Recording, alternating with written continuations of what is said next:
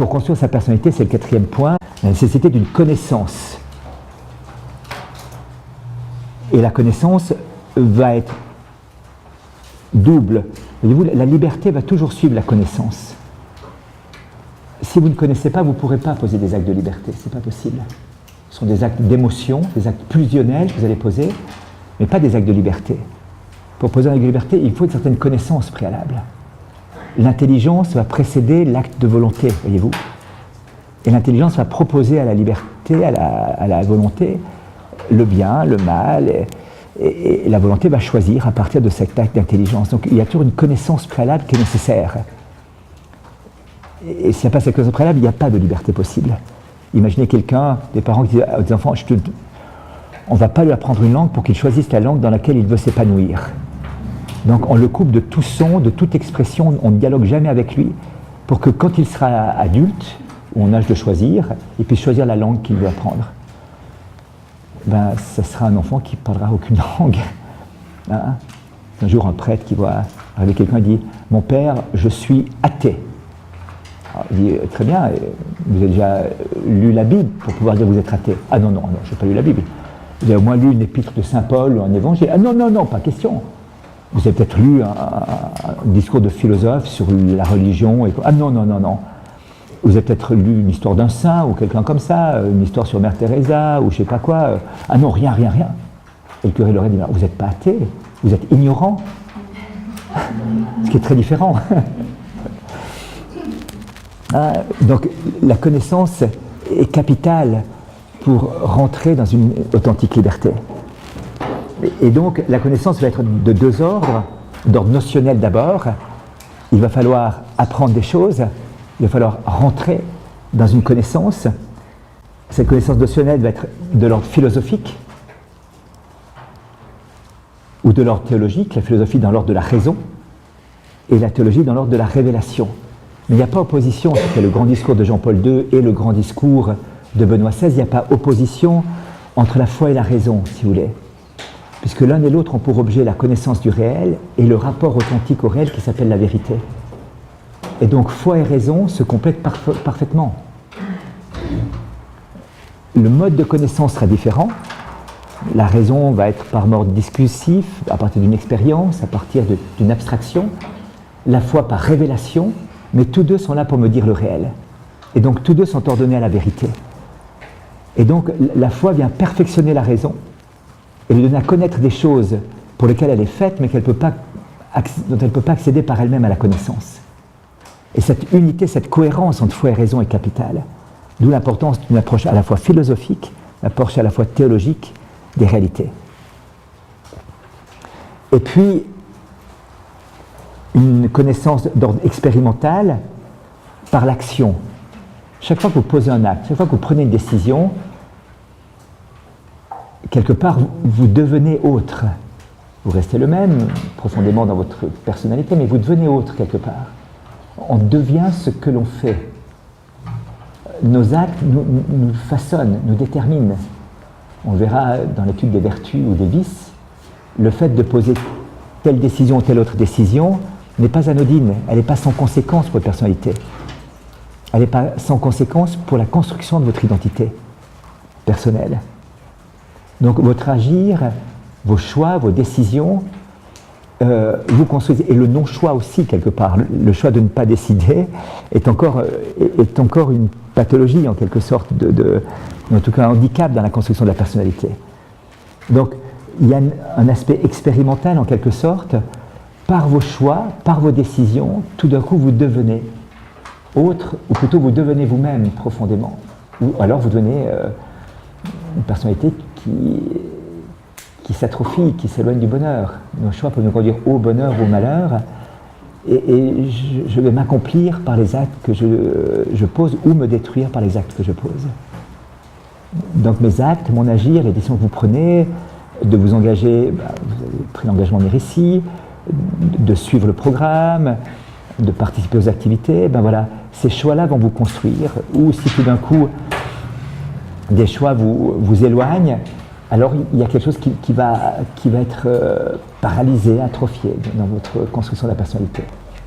Et puis, on se bâtit aussi à travers la relation. La relation me construit profondément, elle me fait advenir. J'en dirai un mot tout à l'heure sur l'homme et la femme, comme ça. Mais alors, quel type de relation est-ce que je vais bâtir? Est-ce que c'est une relation fusionnelle? C'est-à-dire que je veux imiter l'autre, je veux posséder l'autre, je m'identifie à l'autre? Ou bien est-ce que c'est une relation qui respecte pleinement l'autre, qui me construit, où le regard de l'autre à la fois me révèle à moi-même, mais me respecte totalement? Est-ce que le regard de l'autre me possède ou me respecte? Est-ce que je mets la main sur l'autre ou bien est-ce que je m'offre à l'autre? Donc toute cette relation à l'autre va être déterminante aussi. Et on voit bien dans certaines relations possessives, fusionnelles, quand on arrive à un certain niveau de fusion, on ne sait plus qui on est, on a un trouble mais terrible. Moi j'ai vu plusieurs fois des gens arriver, mais je ne sais plus qui je suis, des gens qui ont par ailleurs des formations importantes, des responsabilités, mais qui ne savent plus qui ils sont tellement ils ont été pris, phagocytés, écrasés par une relation fusionnelle qui finit par la fission, bien sûr. Le fusionnel finit par le fissionnel. Et certaines personnes disent, commençons directement par le fissionnel, c'est plus simple, pour éviter le fusionnel. C'est-à-dire qu'on commence par vivre à distance. On a 2 appartements, on se croise de temps en temps, comme ça. Comme ça, on évite le danger de la fusion qui va conduire à une fission violente à la fin. Parce que j'étouffe, je meurs. Alors commençons directement par la distance, et c'est pas ça la clé. On sent bien la tension, elle est juste quelque part. Ouh là là, la fusion fait très mal à un moment donné, parce que je me dépersonnalise en quelque sorte.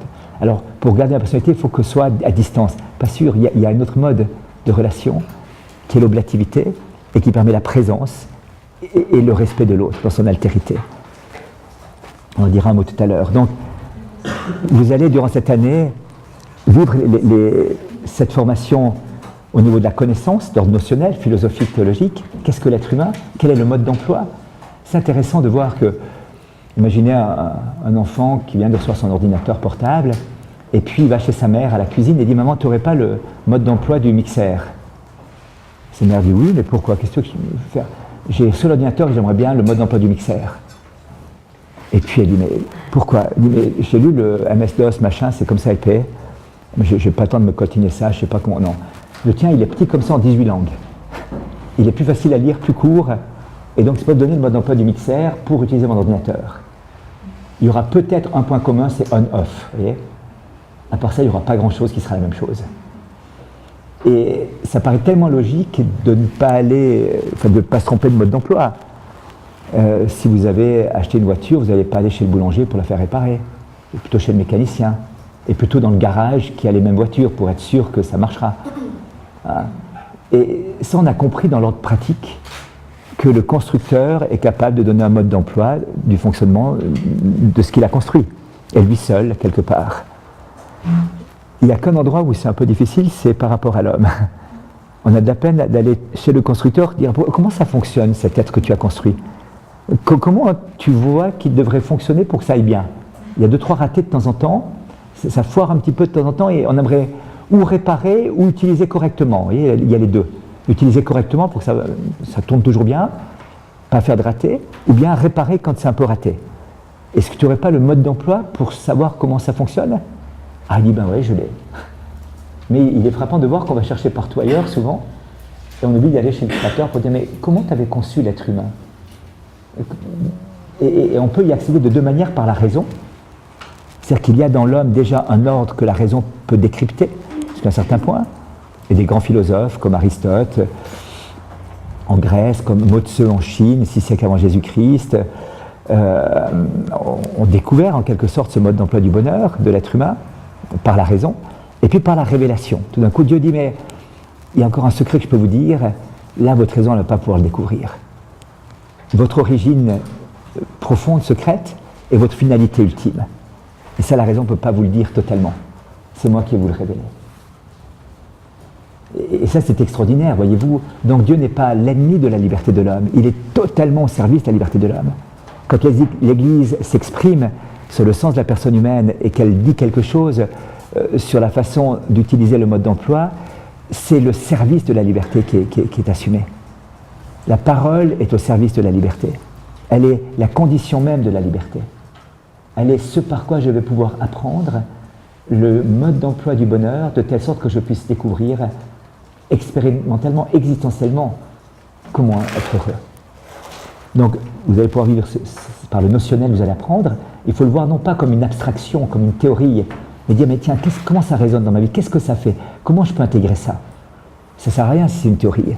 Et alors, grâce à votre agir ici, à vos choix et à vos relations, eh bien, cette théorie va devenir très vite pratique quelque part. Vous allez devoir la mettre en œuvre dans les choix que vous allez poser. Vous avez une soirée, qu'est-ce que je fais cette soirée? Vous avez un week-end, qu'est-ce que je fais ce week-end? J'ai un devoir d'état, c'est préparer mes examens, j'ai l'envie d'aller sortir, voilà, puis des fois on peut se détendre, puis des fois, voilà, puis il y a la durée. Enfin, tous les choix que vous allez poser vont être des choix moraux petit à petit. C'est des choix qui vous construisent ou vous déconstruisent. Et vos relations de la même manière peuvent vous construire ou vous déconstruire. Ça devient possessif, fusionnel, exclusive, elle va vous déconstruire. Elle va vous consoler dans un premier temps. Parce qu'il est possible que j'ai un peu peur de l'autre. Normal, on se protège un petit peu. Et quand je ne sais pas très bien qui je suis, j'ai de la peine à me situer devant l'autre. Et puis peut-être que j'ai été blessé par mes relations avec l'autre. Donc je vais me protéger. J'ai peur d'être vulnérable.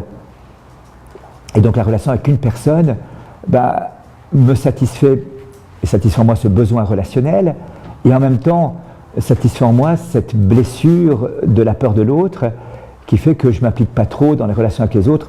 Une seule personne me suffit. Et donc j'ai une sorte d'amitié exclusive, et je me tiens toujours avec la même personne. Alors, je ne me rends pas compte que ça me fait du bien, c'est sympathique, je ne vois pas le mal à ça, et d'un coup je me rends compte que cette relation exclusive exclut aussi les autres. Et du coup je me coupe du groupe, et du coup je m'enferme dans un certain confort émotionnel, mais j'évite ainsi de me construire relationnellement avec tout le monde. Et il y a une sorte d'atrophie qui va venir de ma personnalité relationnelle, et de mon intériorité aussi. Parce que, ayant une relation exclusive avec quelqu'un, je ne vais plus très bien savoir qui je suis intérieurement. Je vais m'enfermer dans ce confort psychologique, qui est bien agréable, en évitant de devoir creuser pour oser la relation et de voir ce qui m'empêche d'être en relation avec l'autre. Pourquoi je n'ose pas m'approcher de cette personne? Pourquoi sa tête ne me revient pas? Avec son nez, il me rappelle mon arrière-grand-père qui me foutait des claques. Et c'est plus ton arrière-grand-père, tu vois. Ou moi, en tout cas, la dernière fille avec qui je suis sorti, elle m'a plaqué de manière tellement violente, je ne m'attendais pas au truc. Alors moi, les filles, maintenant, je peux te dire, je me méfie, avec des bons préjugés, ou inversement. Les mecs, j'ai goûté, c'est bon. Et donc, tout d'un coup, on a une série de prévenances comme ça, qui vont blesser la relationnalité, vous voyez. Et donc, par vos modes de relation les uns avec les autres, par votre façon de fonctionner dans la relation, exclusive, excluante, possessive, ou non impliquée, très superficielle, toujours extérieure, vous allez pouvoir découvrir un peu qui vous êtes. Qu'est-ce que je fuis là? Qu'est-ce qui me fait peur en moi? Qu'est-ce qui fait peur en l'autre? Pourquoi je n'ose pas?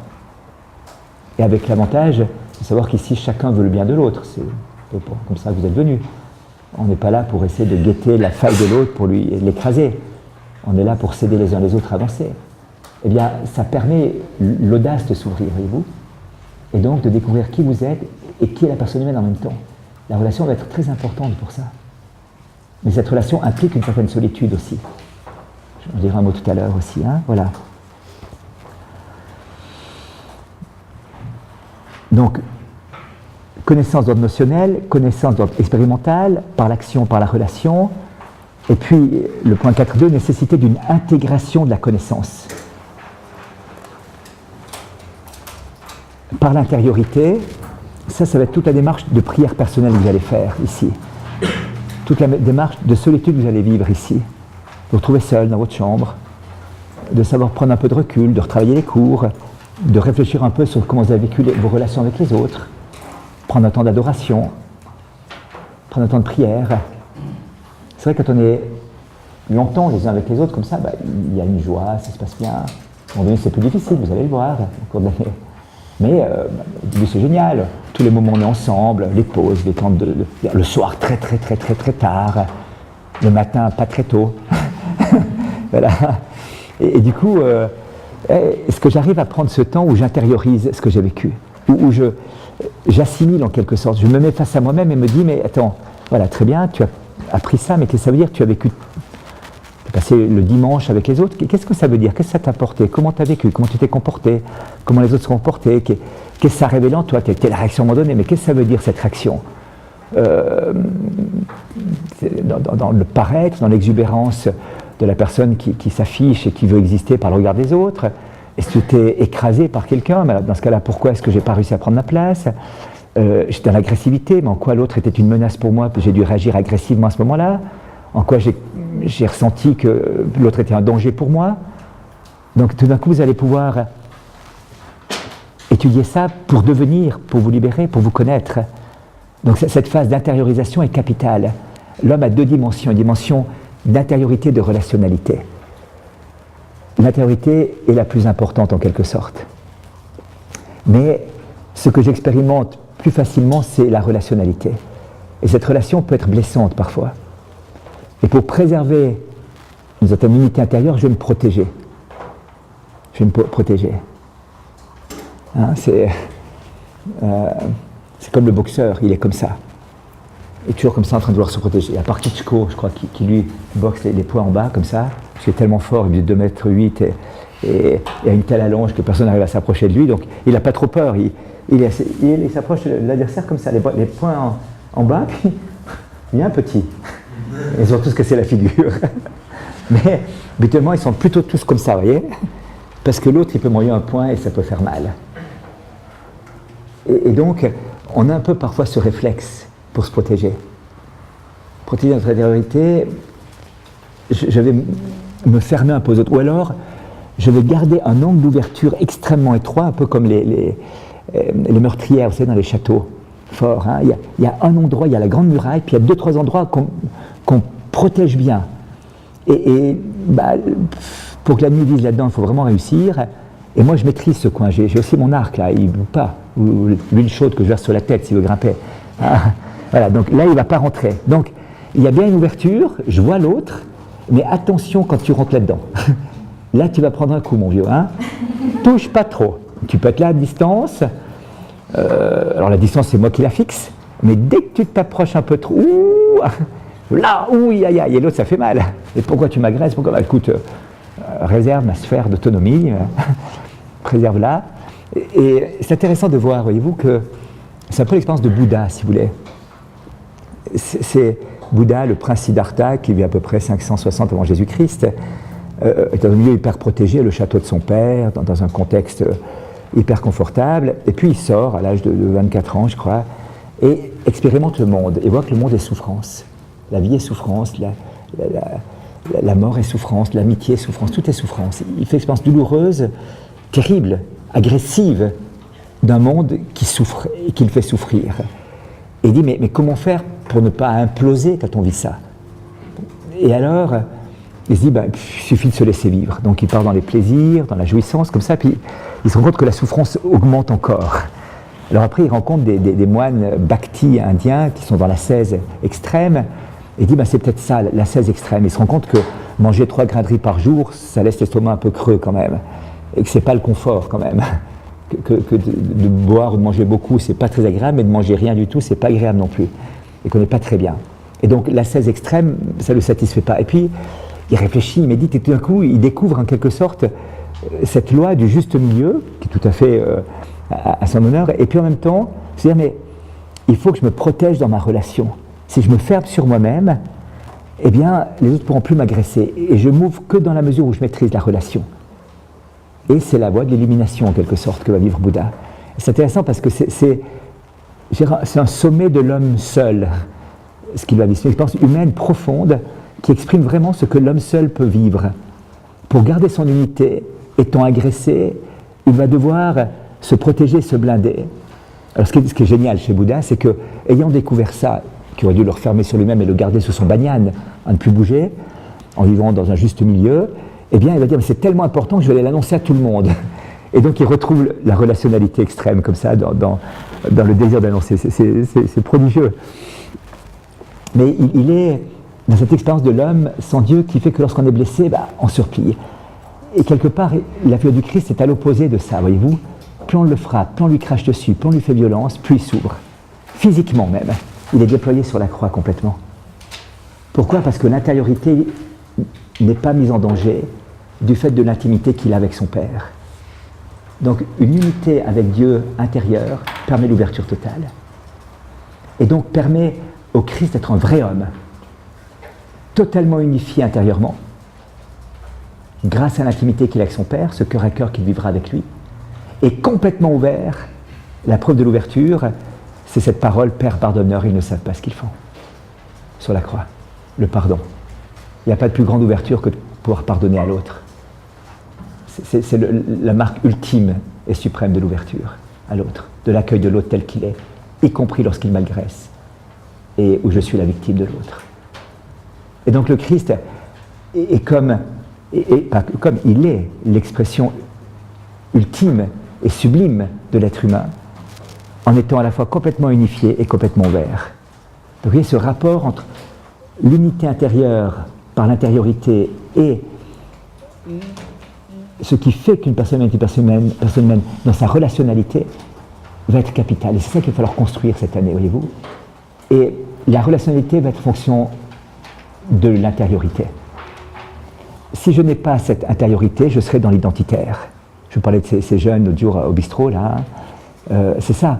Regardez, le fait de ne plus savoir très bien qui on est, d'avoir un déficit profond d'intériorité, c'est les psychologues qui le disent, hein, un déficit profond d'intériorité, la crise de l'intériorité, conduit à une telle peur d'être déstabilisé, une telle facilité avec laquelle je suis déstabilisé, qu'il ne me reste plus qu'une manière d'exister, c'est l'identité clanique. J'appartiens à un clan. Et ça ne guette pas seulement les gothiques ou certaines bandes dans les banlieues, ça peut guetter les cathos aussi, voyez-vous. Je peux avoir une manière de vivre mon catholicisme de manière clanique, identitaire, parce que j'ai peur de l'autre et du monde. Mais j'ai peur de l'autre et du monde parce que je ne sais pas qui je suis, et je n'ai pas d'intériorité. Et donc je n'ose pas affronter l'autre qui pourrait me déstabiliser complètement, voyez-vous. Et alors, j'ai bonne conscience parce que je suis catho. Catho péchu, bien comme il faut. Et puis, en fait, je suis dans un contexte quand même réflexe clanique et identitaire. Faute d'intériorité, faute de véritable vie spirituelle intérieure, faute de vraie connaissance de moi.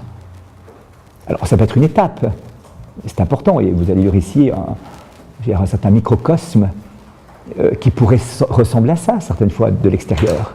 C'est pas ce qu'on veut, et c'est pas ce que la pédagogie qui est inscrite là, mais c'est vrai, mais on a besoin de ça. On a besoin de ça pour on a besoin d'un lieu protégé en quelque sorte pour construire l'intériorité dans la relationnalité.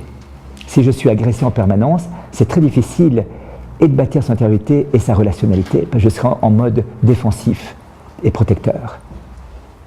Donc un milieu de convivialité, c'est le sens de l'université. Vous savez, dans la tradition médiévale de l'université, c'est un lieu d'amitié entre l'enseignant et l'enseigné, d'amitié, où ensemble on allait vers la vérité. Donc il y avait une sorte de connivence, de profond de respect de l'un et de l'autre, bien sûr, de la mission propre de l'un et de l'autre, mais véritablement, oui, une connivence, une amitié qui était là, un contexte de bienveillance et un contexte d'accueil et de vérité qui permettait de s'ouvrir et d'être pas toujours sur la défensive. Est-ce qu'il me raconte des salades? Est-ce qu'il me raconte des bobards? Est-ce qu'il faut trier sans arrêt? C'est pas agréable d'être dans un climat de connaissance comme ça. Il faut sans arrêt trier, voyez-vous. Et pour pas trier, il faut cette confiance en l'autre. Cette confiance en l'autre, c'est sûr. Et comment avoir confiance en l'autre si il n'y a pas des raisons d'avoir confiance, c'est-à-dire l'humilité de l'autre, l'obéissance à la vérité, l'obéissance au réel, et puis une certaine amitié dans laquelle s'inscrit cette relation, c'est sûr. Voilà. Vous voyez, ce rapport entre intériorité et relationnalité est capital à bien comprendre. Et l'intériorité sera première. Donc si vous fuyez dans des relations en permanence, vous construisez beaucoup de relations, disons comme ça peut être une fuite de l'intériorité quelque part. Ou en tout cas, il peut en résulter à un moment donné un défaut d'intériorisation qui va être douloureux à un certain moment donné. Si vous repliez sur vous-même, c'est une fuite de la relationnalité.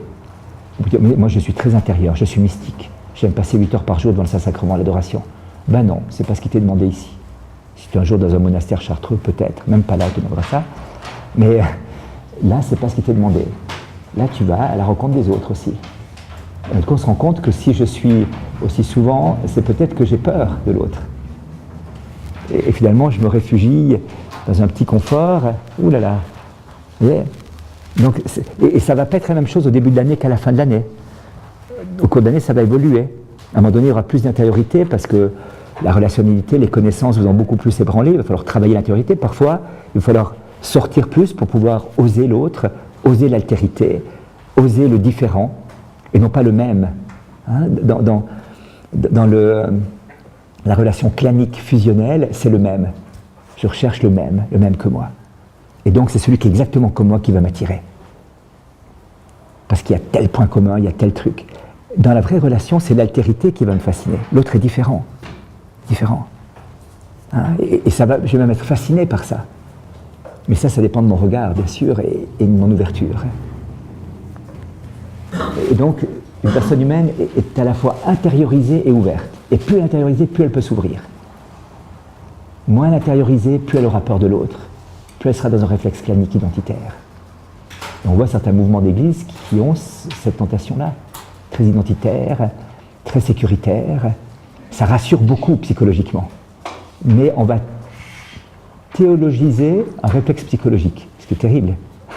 C'est-à-dire qu'on va trouver une doctrine théologique pour un réflexe psychologique. Et ça, c'est pas bon. Alors ça, c'est vraiment grave, parce que c'est la confusion totale de tout. Et en même temps, je vous le dis, c'est important d'avoir un lieu où j'ose la relation, où j'ose m'ouvrir, où j'ose me montrer vulnérable, parce qu'on ne va pas profiter de ma vulnérabilité pour m'écraser, m'accuser ou m'enfoncer. Ça c'est... Et donc, c'est le dernier point que je voulais prendre, la vulnérabilité. On se dit tout à l'heure, mais vous vous souvenez, quand je citais ce philosophe qui parlait de la différence entre l'humain et le non-humain, et parmi les arguments, il y avait la paléontologie, mais quand est-ce qu'on peut dire que l'homme apparaît sur la Terre? Quand est-ce qu'on peut dire ça? C'est vrai que c'est assez difficile. Et c'est Yves Coppens qui disait ça un jour, d'ailleurs, à ton papa. Donc, je ne sais pas qui l'a écrit, mais c'était... je l'ai su comme ça, que ce qui fascine Yves Coppens, c'est donc ce grand paléontologue qui avait découvert Lucie, vous savez, cet ancêtre de l'homme en Afrique, et tout ça, enfin voilà, qu'on dit tel, mais enfin, on a beaucoup évolué depuis. Et puis, il discutait dans une rencontre, et cette personne lui disait, mais à Yves Coppens, mais qu'est-ce qui vous a le plus fasciné dans vos découvertes? Qu'est-ce qui était le plus bouleversant dans toutes ces découvertes? Parce qu'il a fait des découvertes durant toute sa vie. Et il a dit, vous savez, ce qui m'a le plus fasciné, le plus bouleversé, c'est découvrir des tombes entre 12 000 et 18 000 ans en arrière, dans laquelle il y avait des squelettes de personnes handicapées. Personnes incapables de mâcher, par exemple, des personnes handicapées physiques, soit de naissance, soit dû à un accident, et que ces gens avaient vécu à un certain âge avancé, dans des cultures encore nomades, ce qui veut dire que ces personnes ont été transportées à dos d'homme, ont été nourries, et certaines personnes avaient les mâchoires complètement paralysées, donc on a dû faire de la bouillie, le sanglier en bouillie, il n'y avait pas de moulinette à l'époque, de moulinette, vous savez, comme ça, donc il fallait quand même faire de la bouillie de sanglier, et que ces personnes ont été enterrées avec la même dignité que les autres. Il disait, pour moi, l'émergence de l'humanité n'est pas l'outil ou l'art rupestre, c'est la prise en compte du vulnérable. C'est assez impressionnant, hein? Lorsqu'on découvre que la vulnérabilité a été prise en compte, là on peut dire qu'il y a humanité. Et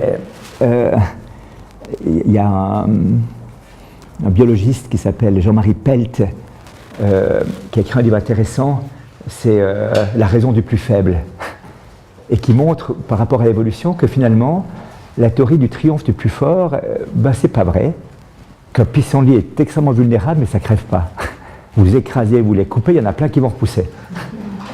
Et que finalement des choses absolument vulnérables persistent et des choses fortes ne persistent pas. Il dit que ce ne sont pas les dinosaures qui ont persisté, ce sont des mammifères de petits poids, de l'ordre de 30-40 kilos, qui ont résisté à des cataclysmes.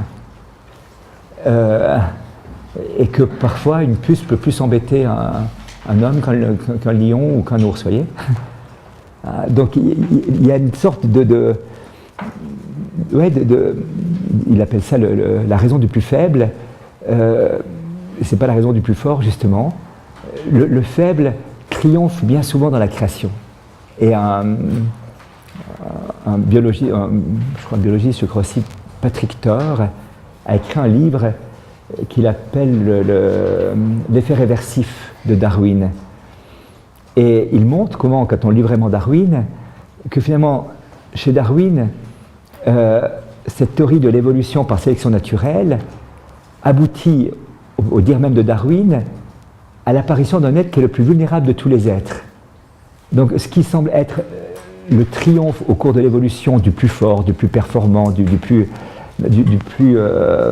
résistant, est en fait pas du tout le cas. Au terme de cette longue évolution, eh bien, c'est un être faible, fragile, le plus fragile de tous les êtres qui arrive et qui est l'aboutissement de l'évolution. Ce qui veut dire que la théorie de l'évolution par sélection naturelle arrive à son terme par la négation de la sélection naturelle. Et c'est Darwin qui le dit, c'est pas... et Patrick Thor se dit profondément athée. Donc, alors pour lui, l'interprétation qu'il va donner, c'est l'aspect culturel de l'homme qui va triompher, de l'animalité en quelque sorte. Mais il n'y a pas de culture sans esprit. Voilà. Mais c'est intéressant ce constat de voir que finalement la vulnérabilité devient le lieu de l'humanité. Que l'humanisation de l'homme se fait au cœur même d'une vulnérabilité. Il y a un très beau livre aussi d'un philosophe suisse qui s'appelle Jolien. Là-dessus, il est à la naissance, il est normal et il y a eu un problème de traitement, je crois, qui s'est produit, ou je ne sais pas ce qui s'est passé. Il est resté handicapé, moteur cérébral. Et, enfin, ce n'est pas tout à fait ça, mais c'est un petit peu les symptômes, c'est un autre type de maladie. Et puis, il développe ça. Alors, il dit, bon, on m'avait toujours parlé que j'étais dans une classe pour enfants différents. Et puis un jour, je suis sorti de la classe, j'ai vu que tout le monde était différent. Qu'on était tous différents les uns des autres, et que finalement, ben voilà, on est tous différents.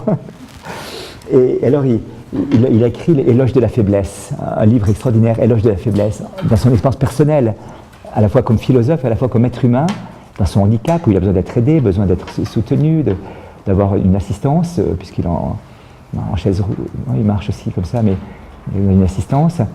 Et Éloge de la faiblesse, ben c'est ça, voyez-vous. Et ça, je crois que c'est important.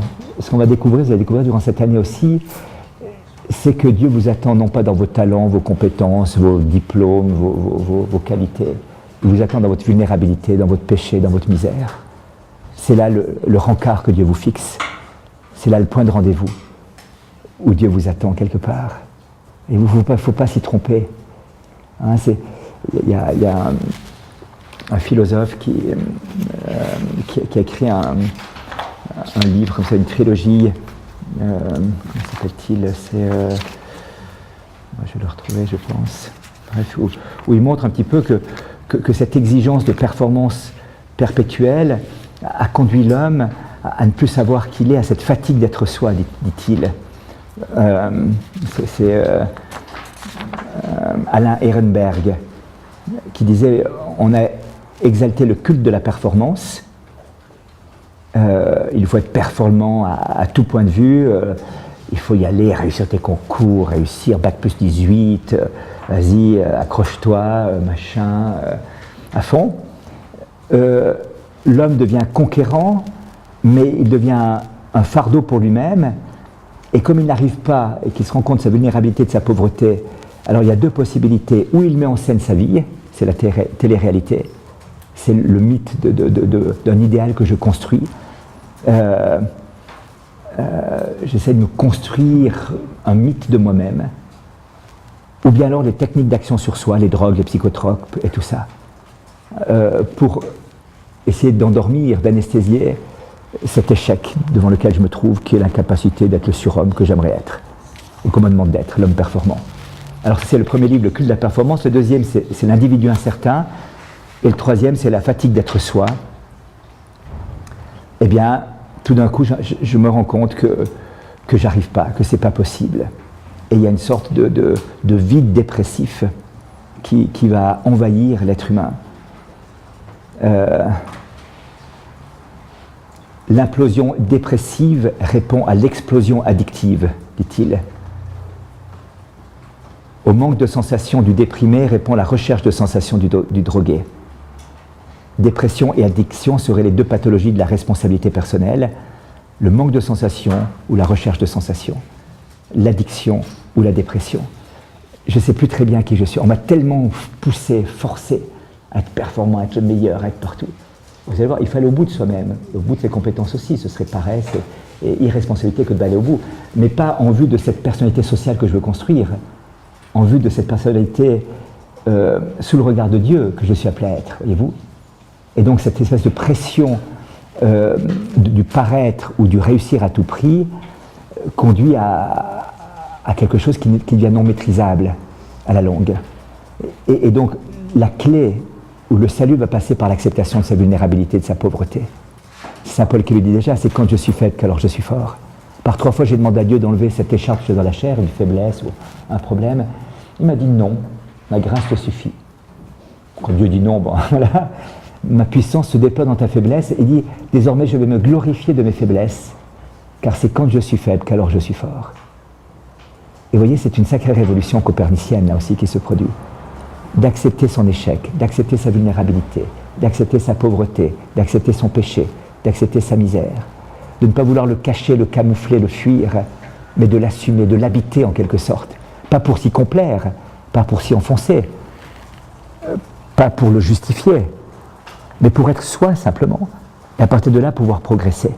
Et ça c'est capital. Et ça c'est radicalement contraire à la, comment dirais-je, à la mentalité ambiante. J'ai un ami, chef d'entreprise et directeur d'une grande boîte pour toute l'Amérique du Nord, Canada, États-Unis. Il disait quand j'engageais mes cadres, que j'auditionnais personnellement, il y avait 24 critères de sélection que j'avais.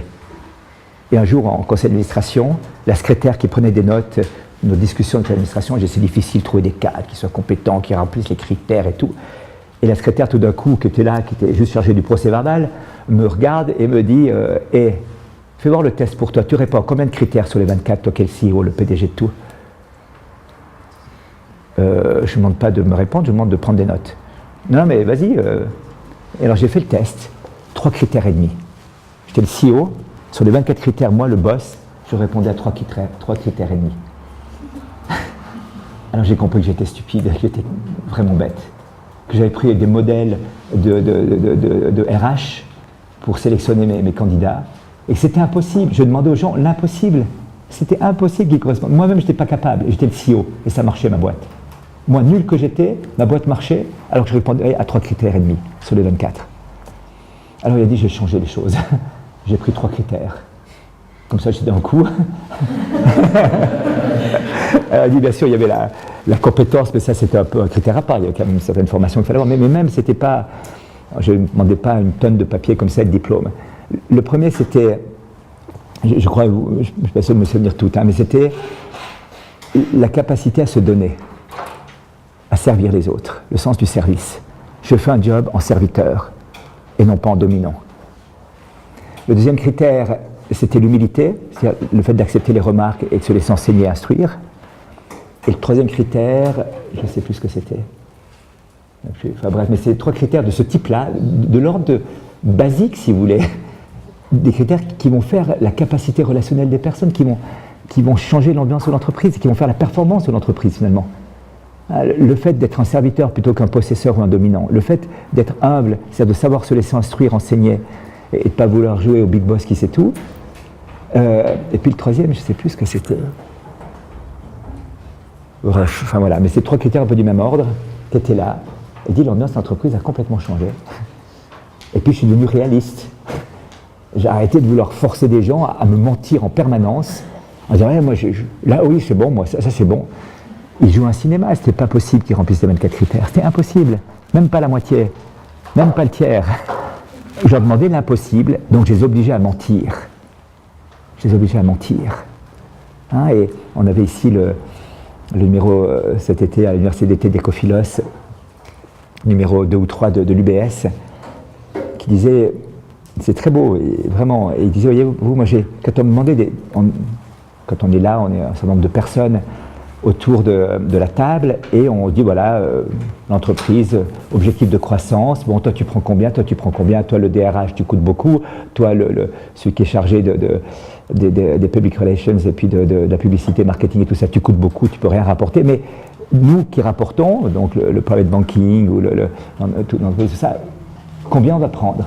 Et on me fixait des objectifs. J'ai dit non, je n'accepte pas cet objectif, il n'est pas réaliste. Donc vous m'obligez soit à tromper ma comptabilité, soit à mettre une pression sur mes gars qui va les faire péter les plombs. Je ne peux pas accepter. Voilà ce que rationnellement, réalistement, je peux accepter comme croissance pour cette année. Et c'est à prendre ou à laisser. Mais le reste, je ne respecte plus ou la vérité de mon activité économique, je vais devoir tricher avec mes chiffres, ou alors je ne respecte plus les personnes avec qui je travaille, j'en mets une pression qui est impossible à atteindre par les objectifs que je mets. Parce que je les reporte sur les autres, bien sûr, vous me dites 7%, ok, mais c'est les autres qui vont baver. Et ça, je ne veux pas, je ne suis pas d'accord. Et donc je refuse. C'est héroïque, hein, et il a fait toute sa carrière, là, sans être licencié, avec ce critère de vérité qui était là. De vérité. Ben, vous voyez, c'est ça ce race. J'accepte la vulnérabilité. Je ne joue pas un personnage. Il faut se vendre aujourd'hui, vous savez ce qu'on vous dit, vendez-vous. Allez, fais-toi ton CV, fais ton truc, machin et tout. On a à se présenter, à s'offrir, mais cette dimension de vulnérabilité est capitale. Et quand on parle des chefs d'entreprise, des gens en poste de responsabilité, le plus difficile pour eux, c'est à un moment donné d'accepter leur vulnérabilité. Et de ne pas jouer un personnage en permanence. Alors on dit, mais si on accepte la vulnérabilité, on devient vulnérable, capable d'être blessé par l'autre. L'autre peut en profiter pour me taper dessus. C'est vrai, c'est vrai. Si ma vulnérabilité n'est pas acceptée et assumée totalement, l'attaque de l'autre va être violente et je vais être déstabilisé. Si ma vulnérabilité ou ma pauvreté est acceptée pleinement, dans une pleine lucidité, je ne suis pas déstabilisé parce qu'on me dit que ce que je suis appelé, c'est le curé d'Ars. Un jour, quelqu'un vient le trouver à la paroisse, dit « Monsieur le curé, il y a une pétition qui circule contre vous. On dit que vous êtes nul, que vous ne savez pas prêcher, vous êtes vraiment en dessous de tout. Et on demande à l'évêque de vous chasser d'Ars. Vous vous rendez compte ?» Il dit « Mais je sais, j'ai signé la pétition. » Non, il n'y a pas de souci. Rassurez-vous, j'ai signé la pétition aussi. Ça rend assez libre, vous voyez. Ça rend assez libre. Vous signez la pétition. Mais c'est pas facile, hein. Pas facile. Dans Cyrano de Bergerac, vous savez, il y a la fameuse tirade des nez. Et puis, à un moment donné, vous avez un nez grand. Ah, c'est un peu court, dit Cyrano. On pourrait dire bien des choses, en somme. Et puis, il y va avec cette tirade des nez. Et puis, à la fin, il y a cette phrase terrible, il dit « Ces choses-là, je me les sers moi-même avec assez de verve, mais je n'accepte pas qu'un autre me les serve. » Alors là, il y a une manière de vivre sa vulnérabilité dans une protection encore. Et là, c'est terrible. J'accepte bien de me dire à moi-même les choses, mais je n'accepte pas qu'un regard d'un autre sur ma vulnérabilité soit posé, qu'il me dise la chose. Alors là, je suis enfermé dans une tour d'ivoire. J'ai bien accepté le pas de la vulnérabilité, je ne suis plus dans le jeu, mais je possède ma vulnérabilité qui m'empêche toute relationnalité finalement. De nouveau. Et ça, c'est un passage pas facile. Être humble, ce n'est pas reconnaître sa pauvreté, c'est accepter que les autres la reconnaissent aussi, voyez-vous, et la voient. Ça, c'est un peu plus compliqué.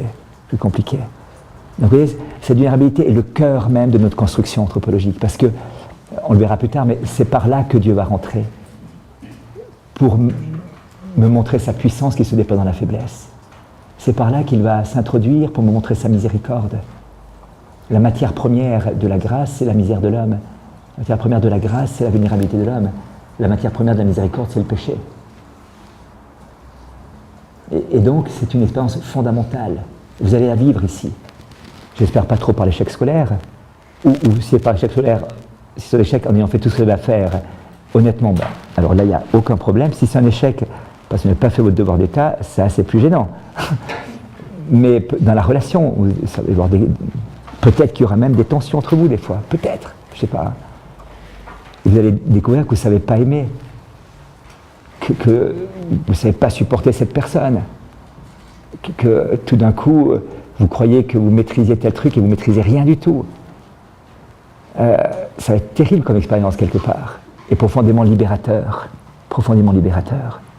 C'est être le cœur même de votre découverte d'identité profonde, voyez-vous. Ça va passer par ça. Mais c'est aux antipodes de l'esprit du monde. Paraître, cacher sa vulnérabilité, ne pas montrer ses défauts. Alors on n'étale pas ça à tout le monde, bien sûr, mais finalement je me prends en jeu dans le mode du paraître, dans le mode de l'apparence. Je vais éviter le mode de l'être, voyez-vous. Et la vulnérabilité m'introduit dans le mode de l'être. Non pas dans le faire, non pas dans l'avoir, de le pouvoir, le savoir, mais dans l'être, profondément. Et l'homme vaut ce qu'il est, non pas ce qu'il fait, ce qu'il sait, ce qu'il peut, ce qu'il possède, ce qu'il paraît, mais ce qu'il est. L'être humain vaut ce qu'il est. Voilà, donc ça va être le cœur même de cette expérience. Donc, vous voyez l'enjeu devant lequel vous vous situez, et la connaissance intellectuelle, philosophique, théologique, la connaissance expérimentale par l'action, vos choix, vos décisions, votre liberté, et par la relation, doit servir à la construction et de l'intériorité et de la relationnalité. Et comme lieu d'expérience, il va y avoir, comme lieu catalytique, je pourrais dire, il va y avoir la vulnérabilité. Le tournant, la charnière, va se découvrir dans cette vulnérabilité, qui peut-être a été pour vous jusque-là la grande souffrance de votre vie, la grande épreuve de votre vie, tel échec affectif, tel échec scolaire, tel échec relationnel, tel échec sportif, tel défaut que vous ne supportez pas en vous, tel handicap ou je ne sais pas quoi. Enfin, on a tous un lieu de vulnérabilité. On peut en chercher très très longtemps. Des fois on en a même deux. Des fois même trois. Voilà. Et ce que j'ai cherché à camoufler, à surmonter par mes propres forces souvent, m'a conduit à deux choses. À construire un personnage que je ne suis pas vraiment, et en même temps, donc par le paraître et par cette espèce d'échafaudage que j'ai voulu donner à voir, et puis d'autre part, ça m'a empêché de rencontrer Dieu tel qu'il est, comme Dieu sauveur, miséricordieux, rédempteur, qui vient dans ses fêlures de l'âme pour y déployer la puissance de sa grâce et son amour. C'est Peggy qui disait, la grâce c'est comme un tissu, ça mouille ou ça mouille pas, vous savez. Gore-Tex, ça passe pas à travers, et le coton, ça pompe. Hein, voilà, et la grâce, il faut cette mystérieuse fêlure, disait-il, pour que ça rentre. Et il y a des cœurs qui sont pas fêlés, qu'est-ce que vous voulez, disait-il. Alors ils sont de pierre unique, il n'y a rien qui passe dedans. Mais les cœurs fêlés, ça, Dieu, il sait faire quelque chose avec ça. Par exemple, Jésus disait, Dieu ne guérit pas les blessures en les refermant, il les guérit en les blessant à l'infini, jusqu'à ce que le cœur ne soit qu'un cœur de chair. Alors là, il y a quelque chose qui peut se produire. Cette transformation de l'être, cette liberté intérieure, cet sublime accomplissement de soi, qui est parti de la réalité même de ma vie, et de ce qu'il y avait de moins aimable en moi peut-être, mais qui était le plus aimé de Dieu.